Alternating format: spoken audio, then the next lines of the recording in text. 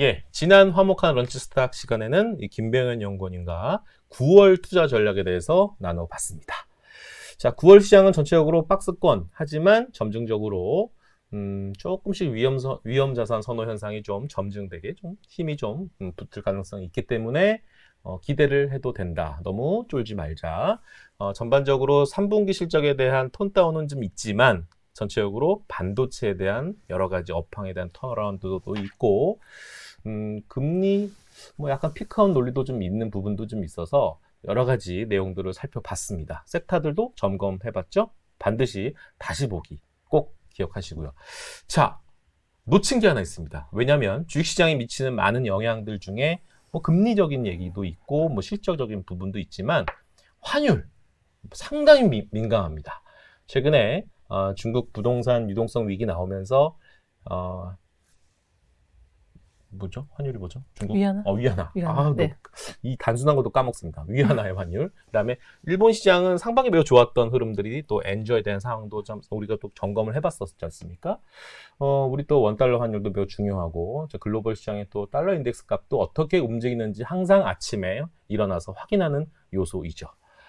자, 이제 각설하고 9월 투자 전략은 어떻게 이 환율에 대한 FX 움직임은 어떻게 우리가 예상을 해야 되고 좀 욕심내자라면 연말까지 어떤 좀 큰 그림을 그리고 계시는지 NH투자증권에 이분은 진짜 제 개인적으로는 한 2, 3년 전에 그래도 이게 가끔 아니죠? 그래도 자주 불렀었습니다. 근데 이제 오랜만에 그녀를 불렀습니다. 바로 NH투자증권의 환율을 담당하는 그녀 직접 소개해 주시죠. 네, 안녕하세요. 저는 NH투자증권 리서치본부에서 FX, 환율과 경제를 맡고 있는 권아민이라고 합니다. 반갑습니다. 예, 반갑습니다. 오늘 뭐 자료도 준비하셨는데 네. 뭐 자료를 보면 아마 시청자분들이 물론 자료도 보여드리겠지만 내용이 너무 좀 어렵다. 이 느낌이 좀 있어요. 그래서 네.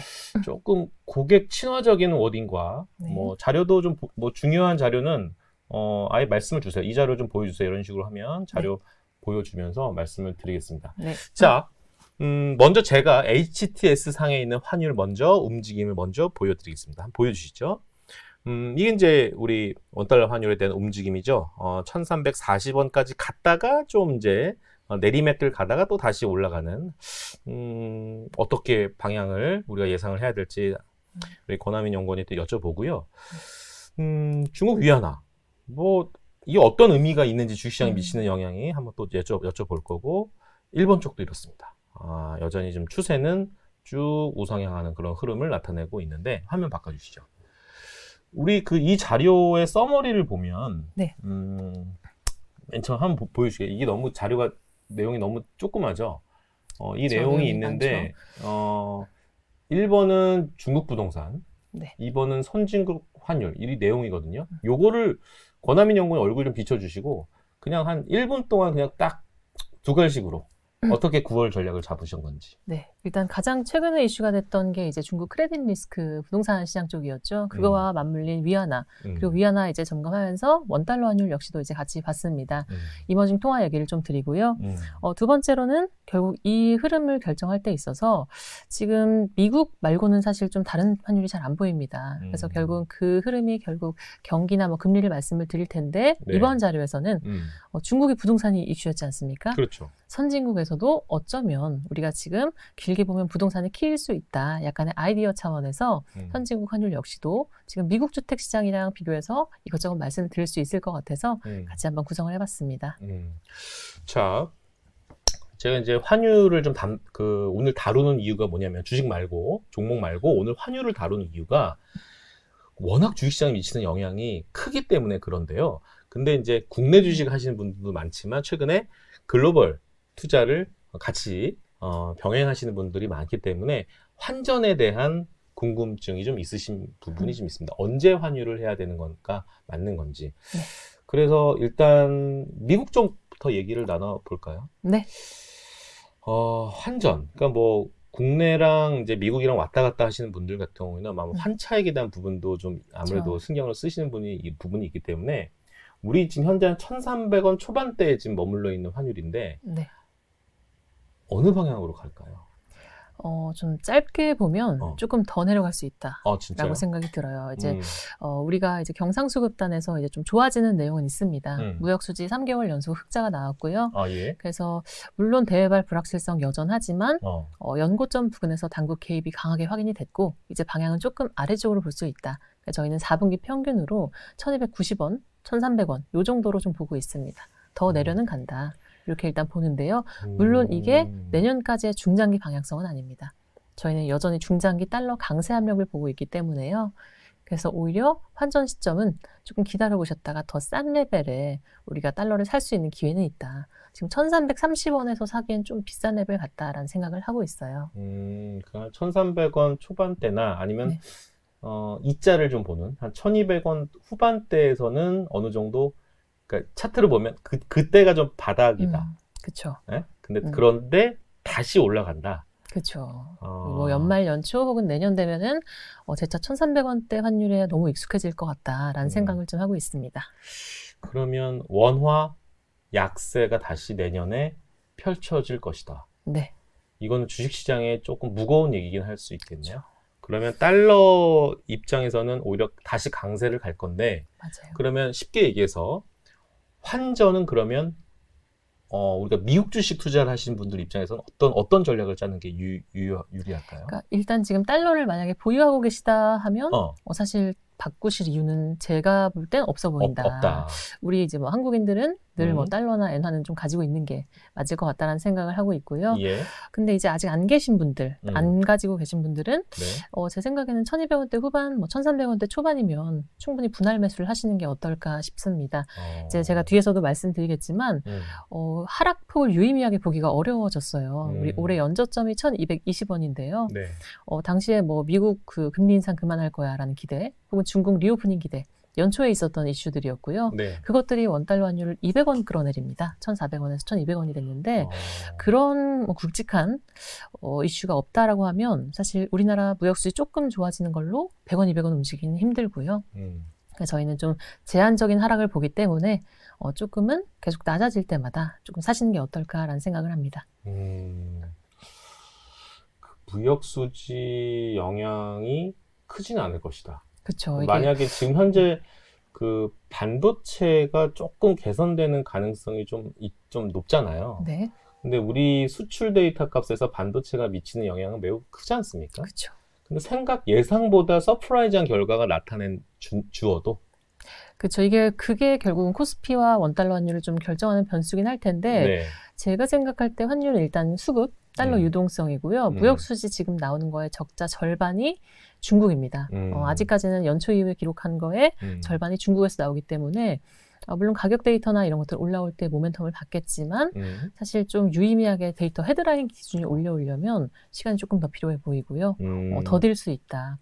사실 지금 무역수지 흑자 나온 거에 대해서도 소위 이제 불황형 흑자 얘기가 나오거든요. 이게 정말 좋은 흑자일까? 펀더멘털은 결국 미국한테 좀 밀리지 않을까라는 생각을 하고 있어서 저희는 좀 제한적인 워낙 강세를 보고 중장기로는 워낙 약세가 조금 더 합리적이지 않을까라고 보고 있습니다.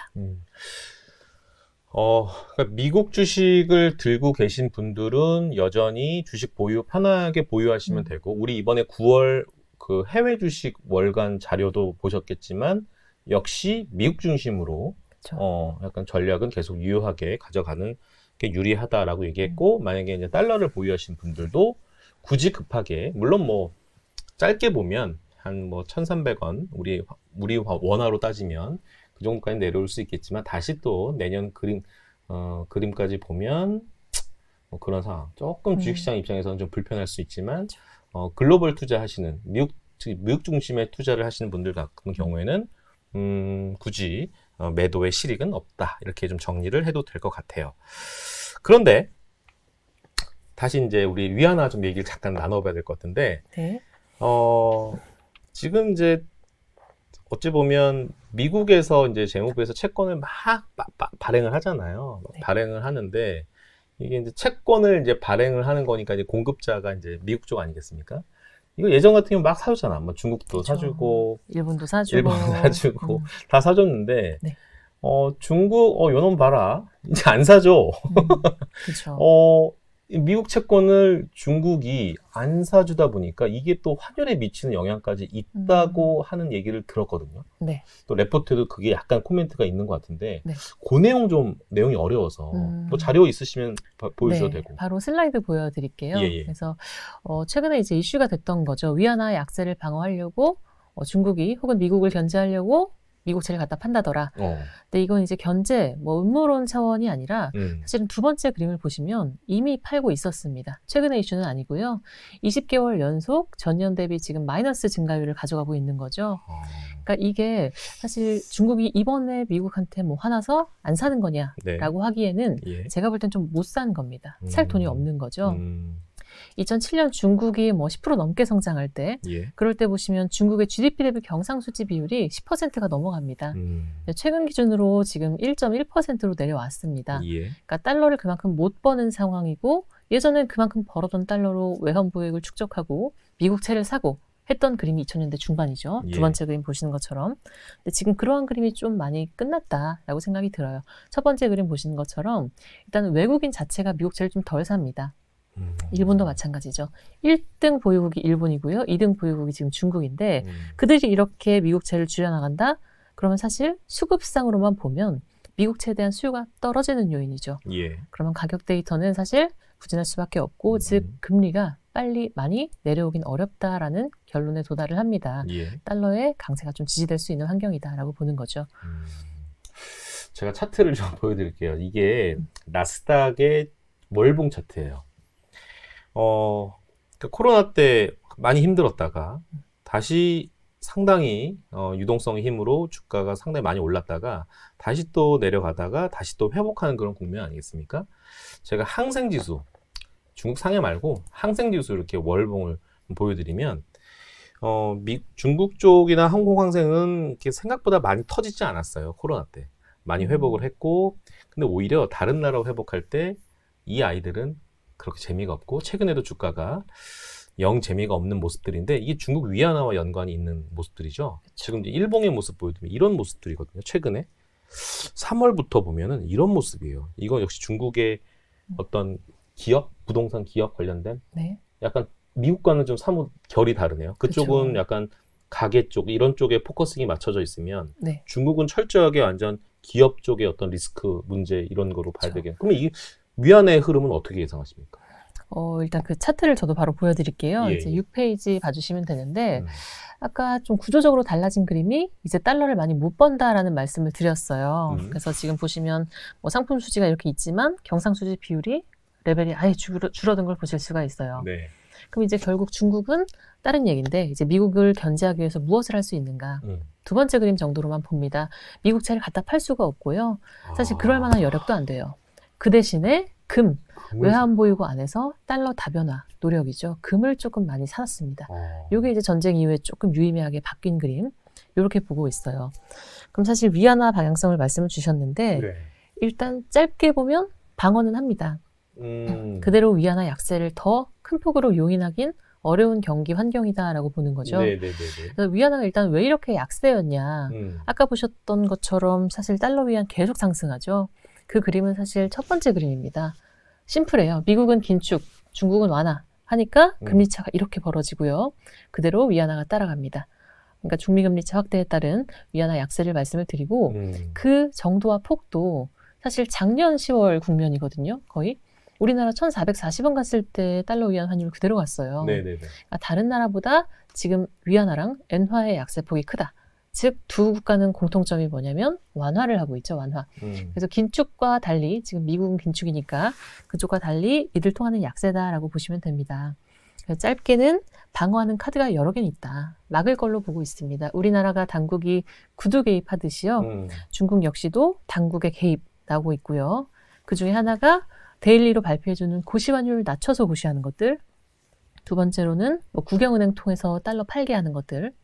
그리고 세 번째, 지난주 금요일에 나왔던 요인이죠. 외화 예금 지준율 또 낮췄습니다.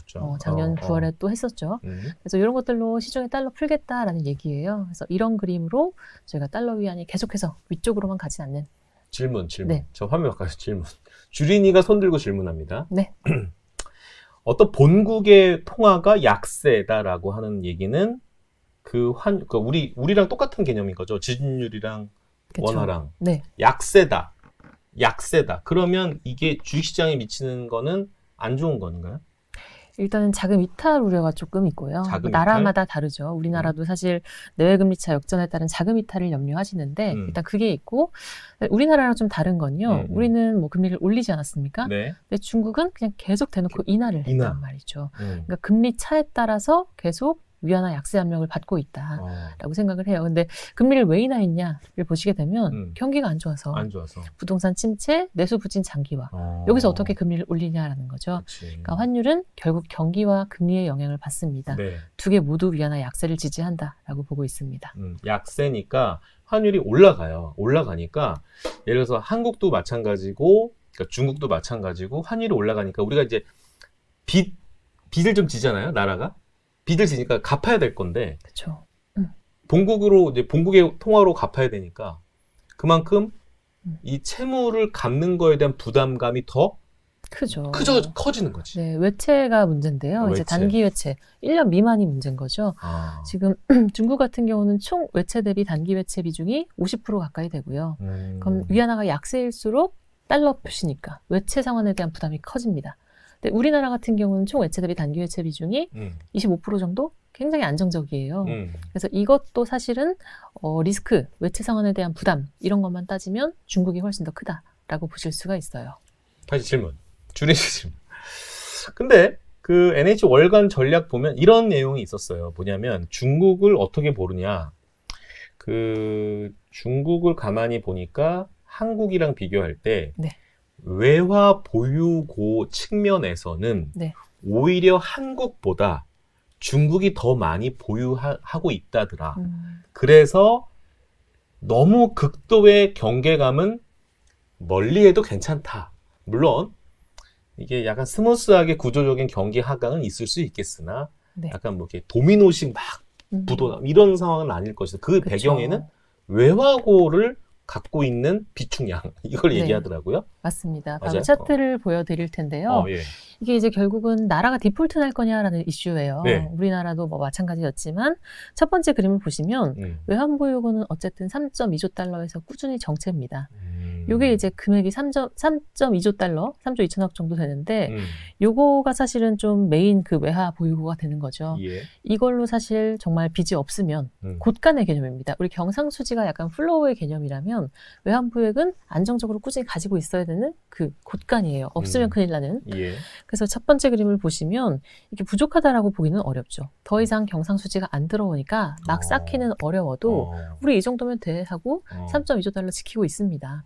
그래서 이런 차원에서 보시면 뭐 구조적으로 들어가면 이게 뭐 수입대금 플러스 그들의 뭐 경상 흑자 이런 것들로 이제 비중을 보실 수가 있는데 충분히 커브하고도 남는 그런 금액이다. 이렇게 보실 수가 있어요. 그러니까 이제 이렇게 이해하시면 돼요. 그러니까 중국이 좀 위험하다. 약간 좀 이렇게 살얼음판을 걷고 있는 듯한데, 그러니까 중국이 당국이 많이 지금 개입을 하고 있다더라. 그러니까 환율도 마찬가지고, 뭐 외화 쪽도 이렇게 많이 개입을 하고 있고, 약간 레버리지 효과를 좀 많이 내려고 어쨌든 안간힘을 쓰고 있다더라. 그러니까 터졌지만 곳곳에 터진 곳이 많지만 어쨌든 봉합을 할 것이다. 그렇죠. 이렇게 이해를 해도 되겠네요. 네, 맞습니까? 정확하다고 생각을 합니다. 이게 일단 말씀하신 내수 침체가 장기화되고 있기 때문에 이걸 봉합을 잘 해야 됩니다. 그러니까 저도 이제 일각에서 이제 받는 질문이 뭐냐면, 아니 중국 이렇게 안이 어려우면 내수가 부진하면 외수로 살기를 모색해도 되지 않겠느냐. 우리 그 2018년에 보셨던 그림이죠. 안이 너무 어렵다. 그러면 우리가 위안화 약세를 유도해서 수출을 장려하고 성장을 끌어올려야지.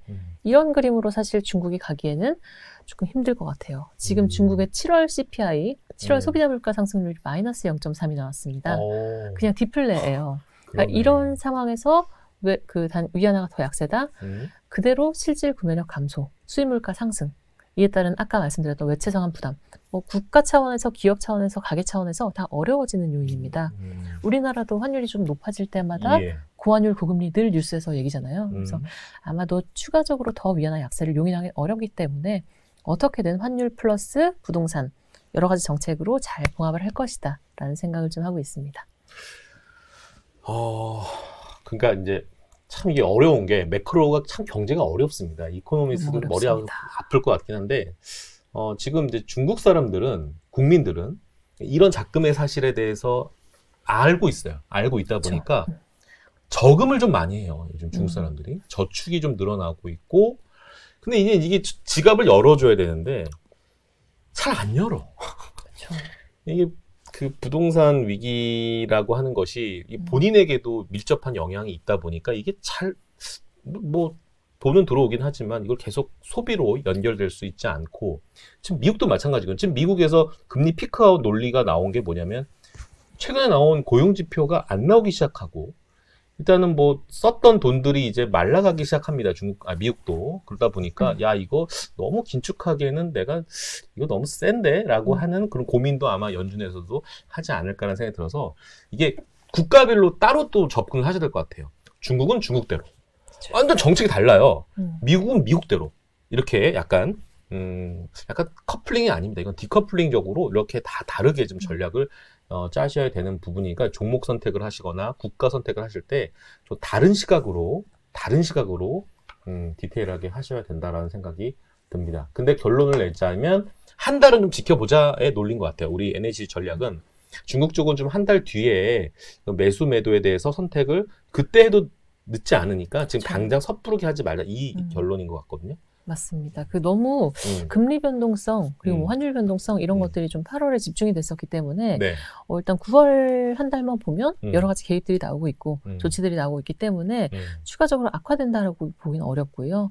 일단 좀 중요한 게 미국 연준의 어떤 긴축 종료가 임박을 했고 그리고 이머징 단에서 수출 더 깨지는 모습이 아니거든요. 무역수지 벌고 있고 일본만 해도 무역수지 적자폭 많이 올라왔고 그러니까 이런 식으로 좀 보고 있기 때문에 일단 최악은 지났다. 이런 차원에서 좀 말씀드릴 수 있을 것 같아요. 네, 그래서 이 중국의 내수 부진이 참 장기화가 우려되는 상황에도 이 중국에서 단체 관광 허용을 한국 쪽에 허용을 하다 보니까 우리 한국 시장은 엄청난 환호를 합니다. 우와 만세.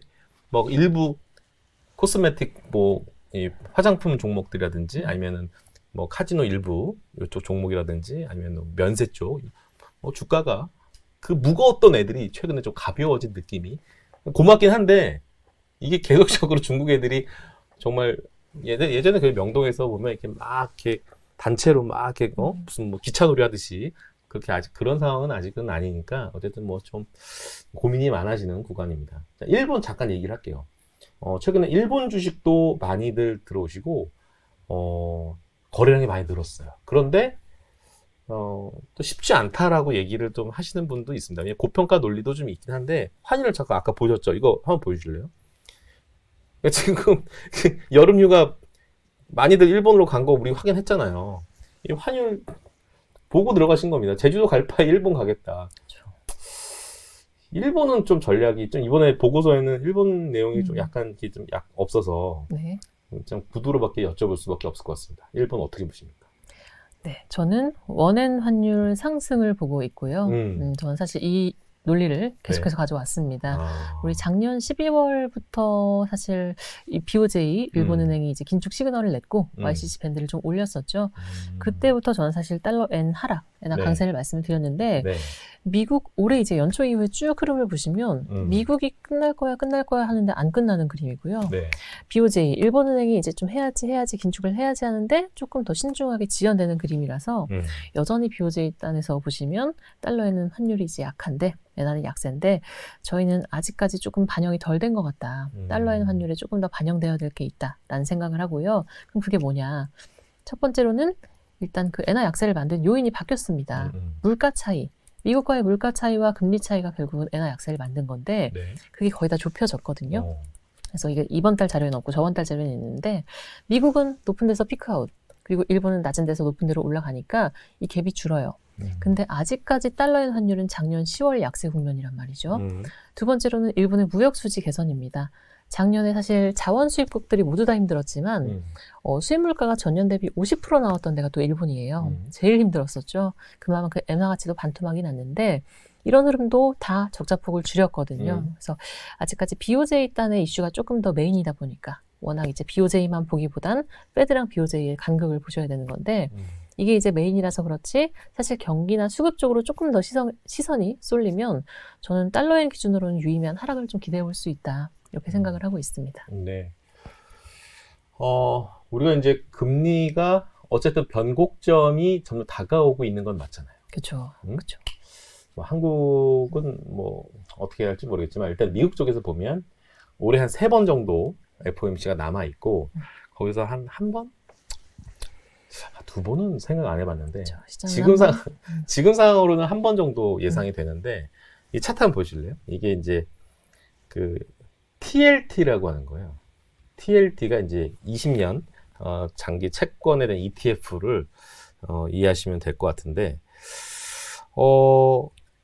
이게 이제 그거죠. 금리가 이제 더 이상 오르지 못하고 빠질 것 뭐 인하는 아직 뭐 모르겠습니다만 동결 무드로 가지 않겠느냐. 거의 이제 피크아웃이다. 그러면 이제 요 채권 요 사시는 거죠. 근데 그게 이제 벌써 한 7월부터 막 8월부터 막 사신 분들은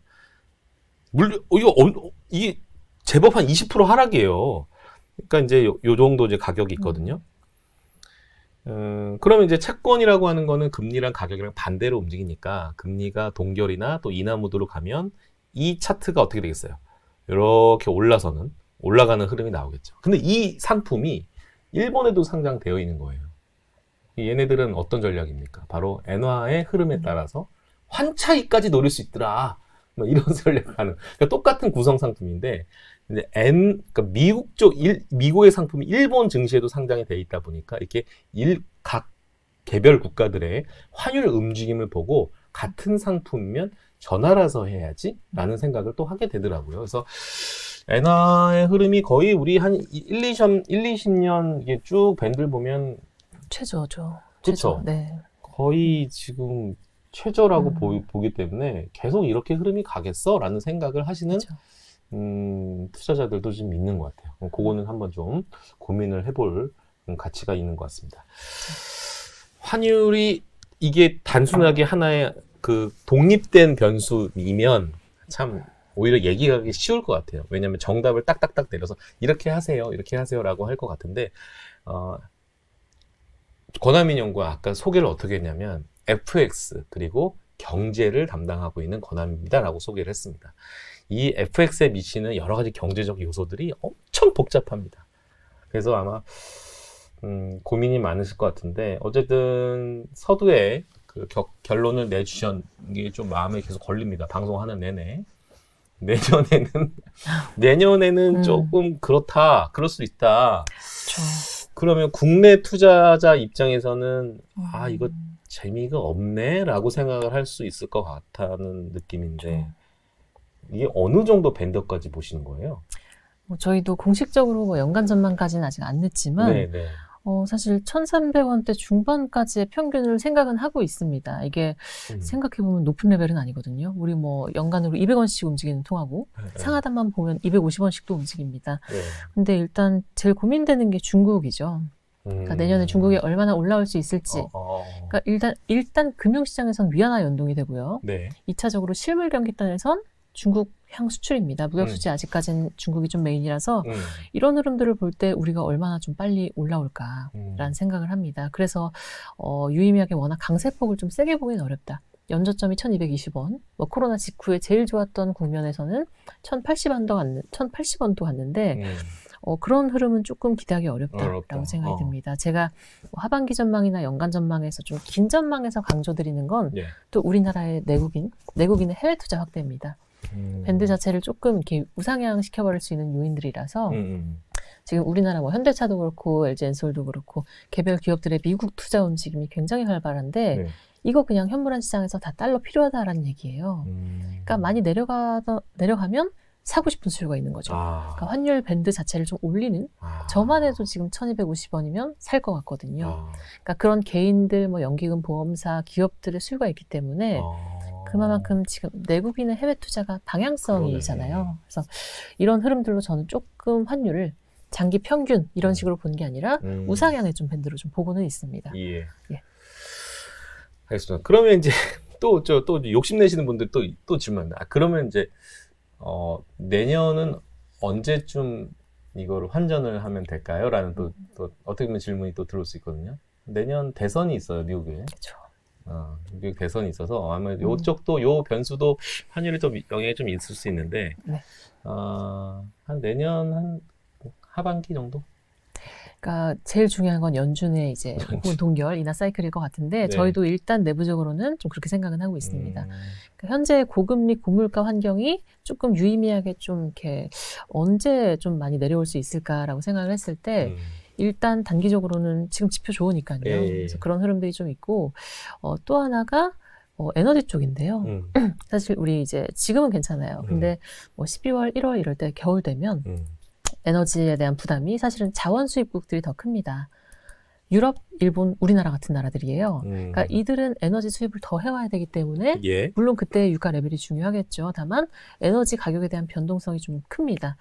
근데 미국은 어떠냐? 미국 달러는 상대적으로 좀 선방을 하는 통화거든요. 네. 왜냐하면 미국은 원유 순수출국입니다. 예. 그래서 이렇게 조금 나눠서 생각해 보시면 우리 결국 달러가 유의미하게 약하려면 예. 유로화랑 엔화가 세야 돼요. 근데 겨울 자원 수입해 올 때 이런 흐름들을 좀 생각하면 쉽게 달러가 많이 약해지긴 어렵지 않을까 이런 생각입니다. 예. 차트 하나만 마지막 보여드리고 끝낼게요. 이게 이제 WTI 차트의 주봉의 모습이고요. 일봉의 모습은 이렇습니다. 상당히 강한 힘을 좀 느껴지시죠? 주봉 보세요. 주봉 보면은 이거 이런 차트. 손가락에 근질근질한 차트입니다. 왠지 돌파할 것 같은. 그래서 이번에 우리 9월 투자 전략에도 이 원유에 대한 그 정제 마진 개선에 대해서 원유 관련 종목들도 좀 넣어놨는데 S-오일도 아마 관심 종목으로 들어간 종목인데 어쨌든 우리가 90달러까지는 일단 밴드로 좀 보고 있는 우리 하우스 뷰임을 좀 참고하시면 될 것 같고요. 방금 권하민 연구원의 코멘트도 한번 좀 기억을 해주시면 될 것 같습니다. 자, 이렇게 한번 환율까지도 화목한 런치스탁에서 한번 다뤄봤는데 내용이 좀 어렵죠. 최대한 어떻게 보면 쉽게 한번 풀어내려고 했는데 이게 너무 이렇게 쉽게 할 수가 없어요. 이게 요소 단어가 너무 중요한 키워드들이라서 좀 생소하시더라도 이게 이제 이 정도 글로벌 투자 하시는 분들이면 이 정도는 다 어느 정도 억셉을 하시고 이 실전 투자에 들어가셔야 됩니다. 쉽게 생각했을 때는 그러니까 미국 괄호치고 달러죠. 미국 괄호치고 달러에 대적할 만한, 견제할 만한 국가나 지역이 지금 부상하고 있는 데가 있는가 이렇게 좀 생각해 주시면 좋을 것 같아요. 2000년대 중반에 우리가 달러 약세를 좀 봤을 때는 우리 심플하게 2001년에 중국이 WTO 가입하고 2002년에 유로화 출범하고 그러니까 다른 지역들이 커지면서 자연스레 달러는 약세 압력을 받습니다. 근데 지금은 어떻냐라는 거죠. 중국 혹은 일본 혹은 유럽 아직까지는 미국 경기에 조금 견조한 거 대비해서 유의미하게 좀 치고 올라오는 데가 없지 않겠냐. 이건 상대적으로 그냥 중장기 강달러다. 이렇게 일단 심플하게 생각을 하고요. 뭐 재전망이 틀리거나 뭐 내년도에 좀 달러 약세로 반전이 되려면 어느 정도 미국이 빨리 둔화가 되는지 혹은 다른 지역이 얼마나 빨리 개선이 되는지가 좀 메인이지 않을까 그렇게 생각을 합니다. 네. 미중 간의 현재 스코어는 판정승 현재 미국의 승리로 가고 있는 상황입니다. 이걸로 결론을 내도 되겠습니다. 오늘 오랜만에 만난 우리 권하민 연구원 만나서 너무 반가웠고 오셔가지고 이렇게 또 좋은 또 이렇게 코치 해주셔서 너무 감사합니다. 그리고 좀 부탁 말씀을 하나 드리면 연간 전망은 언제 나옵니까? 11월 중순 예정입니다. 네. 내년도 연간 전망이잖아요. 그렇죠. 그때 한번 모셔도 돼요. 그럼요. 네, 그때 한번 내년도 그림도 한번 내년 전략으로 밑그림 한번 그려주시기 바라겠습니다. 오늘 도움 말씀 주신 권하민 연구원 너무 감사하고 식사 맛있게 하십시오. 감사합니다. 감사합니다.